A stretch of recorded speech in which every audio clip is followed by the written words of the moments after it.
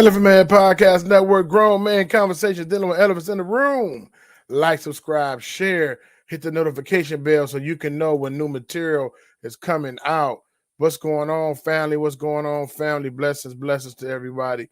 Make sure you go to IG, Instagram, Elephant Man _podcast, or Facebook /Elephant Man Podcast, or YouTube. And subscribe. All right. So it's happening again, man.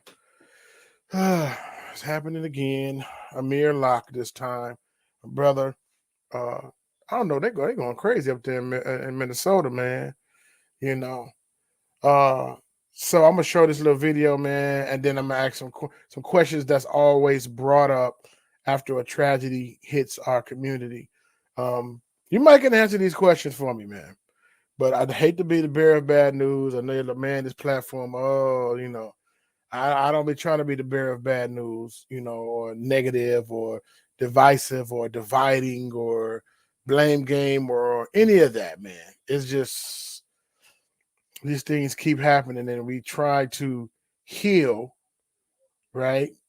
And, turn the other cheek and look towards heaven and all these different things that we're taught to do.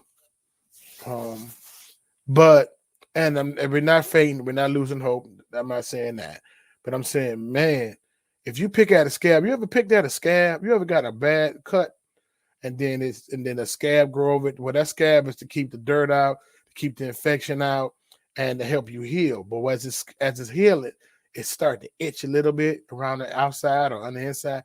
If you pick that scab off, it's gonna bleed. Right, so you got to give it time to heal. You can't, and so it seems like, man, it's crazy in the world that's telling some folk to never forget. We'll never forget, and then you tell another folk to get over it. Can't never get over it because it's constantly going on. So we're gonna pray for the family and friends of Amir Locke. But I'm gonna show the video first, and then we're gonna go. And I got some other questions. So let's go right into this video. Meanwhile, there's some new body camera video stoking tension in Minneapolis, as we get another look at a second police shooting death in that city that is getting viral attention online. In a new video, again from a body camera, you see police open fire on 22-year-old Amir Locke, who was wrapped in a blanket, but he was holding a gun. The shooting once again shining a light on no-knock warrants and a police department that's already faced criticism. 3 officers involved in the murder of George Floyd are facing a federal civil rights trial, and Minneapolis itself is still rebuilding and healing from the protests and riots following his death. Aaron Nolan has more. Police search warrant! Police search warrant! Police search warrant!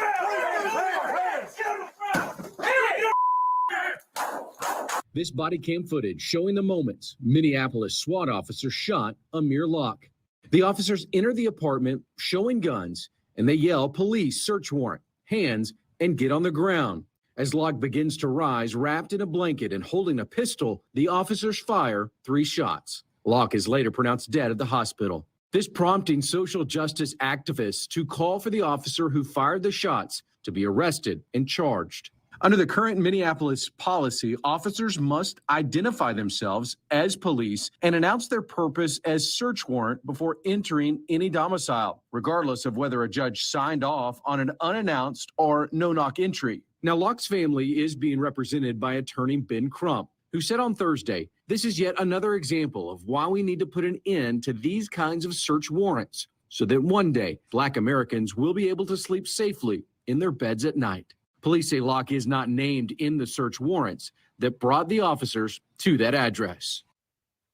And that was Aaron Nolan. Thank you so much for watching. Make sure to click on the red subscribe button. All right. It keeps happening and happening and happening. Judge, jury, and execution on the Most High's people. Very, very interesting. Now, here's the first thing that's going to be said. First thing going to be said is he had a gun and he was reaching for his gun.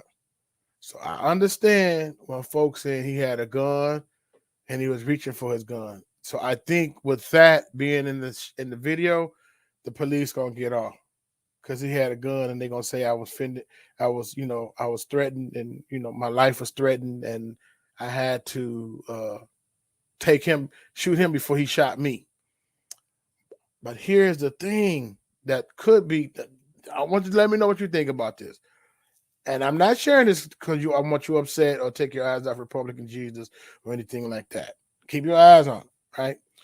The main thing that I'm saying with this is he sleep. You know when you get woke up out your sleep? Nah, they said they came in with guns out and they were saying, hands up, we the police, we here, or whatever they were saying. You waked up out of your sleep, like you don't know if somebody coming there to rob you or nothing. I'm not making no excuses. But just hear me out, okay? You look up like, oh man, why would he be under the cover about to draw his pistol on the police? You have to think about that. He just startled and like, oh, somebody rushing in. Let me get my stuff. You know what I mean? And so when the police see him grabbing the gun, it's like, oh, it's either you or me, and I got to go home to my people. So it's you. First of all. Second of all, he didn't have no criminal record. As we look into it. Third of all, it was a no-knock warrant. What in the world is going on with a no-knock warrant? Even if they would have beat on the door real loud and said, open up, it's the police at the door, that would have gave him chance to wake up, hear, oh, it's the police at the door. Put on some clothes or come in that sheet or whatever, go to the door, and they can, whatever. But you put a key in the door, open it, come in yelling, you're going to startle. And then whoever you got a warrant for that place for that, was that the right apartment? We'll get more information as the story opens up. But it's like, wow, that's crazy. But I really, really believe that the police officer is going to get off for the simple fact that he had a gun in his hand in that video, right? Folk with no gun, the police getting off. So they're going to get off with that. And they probably torch the city and break windows and protest and do the whole nine again. But that's very, very, very, very sad, man. We continue to pray for Amir Locke and his family. Also, let's look at some of these questions that's always asked. It's kind of weird when this stuff happens. These are some of the questions that's asked. So I'm gonna project these questions, and maybe you can answer some of these questions. All right. So I'm gonna project these questions real quick, and you let me know if you can answer some of these questions or what's up. Questions and comments after a tragedy, especially in our community. All right. First question: what about black on black crime? I always hear this a lot when this tragedy hits our community. What about black on black crime? Well, I don't think that it's black on black crime per se, or white on white crime, or Hispanic on Hispanic crime, but it's in proximity to where you live at. And so if you stay around majority black people, so-called black people, and you get into conflict with them, then there's going to be crime, there's going to be killing, there's going to be whatever, but it's not so much that it's black on black crime. See, that wording can throw things off, right? Because white people die by the hands of white people in white neighborhoods. Chinese people die by the hands of Chinese people in Chinese neighborhoods, and so on and so forth. So we don't say Chinese on Chinese crime, right? We just say the crime happened. But this wording that's been used for over 25 years, black on black crime, you know what I mean? They say, what about black on black crime? You guys are all, Blue Lives Matter. You guys are getting on the police and you guys kill each other, right? What about black on black crime? So when somebody asked that question for me in the comment, so that's the first question that's asked, okay? Next question, and it's kind of interesting. If Black Lives Matter, what about the killings and shootings in Chicago? Now, one thing that's crazy about this question, we chopping it up, we chewing it fat, is crime only in Chicago? Right? Naming it Chirac and I mean, all the hoods is violent, and I'm not making, we know the West Side and the South Side of Chicago, it gets wild, right? But so does St. Louis, right? So does East St. Louis, so does LA, so does New York, so does Miami, so does Tennessee. You know what I mean? Sometimes low income areas it gets wild, not just Chicago. But I don't understand that question. If Black Lives Matter, what about the killings and shootings in Chicago? You guys want to basically saying if you guys want to say Black Lives Matter and you want to protest and you want to get on the police and all these different things, but what about the killings and shootings in Chicago? I don't know. I don't know if we should blanket statement, make a blanket statement for every time it's a tragedy in our community to say, what about the killings and shooting in Chicago? I don't understand that question. Maybe somebody could tell me what that means. What about the killings and shootings in Chicago? Next question. If Black Lives Matter, what about the high abortion rate? Right? So that's to say that you guys don't care about your lives because look at all of the young African American women. I guess we are the highest when the so-called African American people are the highest when it comes to abortion and abortion rates. So if Black Lives Matter, what about the high abortion rate? What does this have to do with Amir Locke getting killed at his house, or Rice, or Mike Brown, or George Floyd, or the list can go on, Eric Garner? What does that have to do? The high abortion rate? I guess they're saying that you really don't care about Black lives until a white life, the police or somebody kill people. I don't know. Please tell me what that means. If Black Lives Matter, what about the high abortion rate? Right? I don't understand that question. If Black Lives Matter, what about gangster rap and murder music you all produce and listen to? So basically, it's like you listen to violent music, you come up with violent songs, right? Drill music, this, that, and the other. And then when your life is taken, you want to say Black Lives Matter. That's very insensitive. Okay. Everyone don't listen to the same music. And that doesn't call for anyone to just be judge, jury, execution, kill folk, right? It is very sometimes it's not good music, but that doesn't call for people to be judge, jury, and execution.